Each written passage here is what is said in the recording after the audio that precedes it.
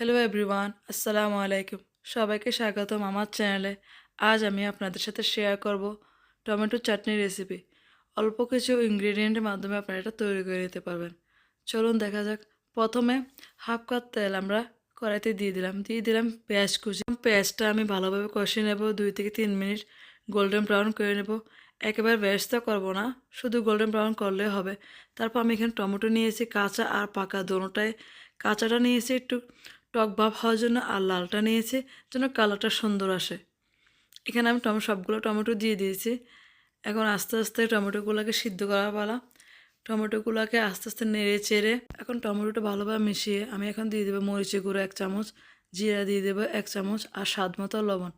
এখন লবণটা দেওয়ার পরে আমি সুন্দর করে এখন মশলাটা টমেটোর সাথে মিশিয়ে নেব। টমেটো চাটনিতে একটু ঝাল বেশি হলে ভালো লাগে, তাই আমি এখানে আরও কিছু মরিচ নিয়ে নিয়েছি, শুকনো মরিচ। তেলে একটু লবণ দিয়ে আর ভাঙা করে আমি এখন আবার টমেটোতে দিয়ে দেব। দেওয়ার পরে আলতো হাতে ভালোভাবে নেড়ে চেড়ে নেব যেন টমেটোটা সিদ্ধ হয়ে যায়। এই গরমে খাওয়ার রুচি একেবারে থাকে না, তাই এই টমেটো চাটনি থাকলে খাওয়ার রুচি দ্বিগুণ বেড়ে যাবে। আপনারা যে যেখান থেকে আমার চ্যানেলটা দেখতেছেন, প্লিজ আমার চ্যানেলটা সাবস্ক্রাইব করবেন আর পাশে থাকা বেল আইকনটা অন করে দিবেন। যখন আমি কোনো ভিডিও আপলোড করব তখন আপনার সাথে সাথে নোটিফিকেশন পেয়ে যাবেন। টমেটো চাটনিটা রান্না করা শেষ। এখন একটু লবণটা চেক করে নিলাম যে লবণটা ঠিক আছে কিনা।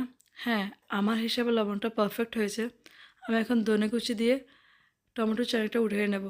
এভাবে করে আপনি টমেটো চাটনিটা বানিয়ে ফ্রিজে রেখে 1 সপ্তাহ চেয়ে বেশি খেতে পারবেন, কোনো সমস্যা হবে না। এভাবে করে আপনারা টমেটো চাটনিটা বানিয়ে খেতে পারেন।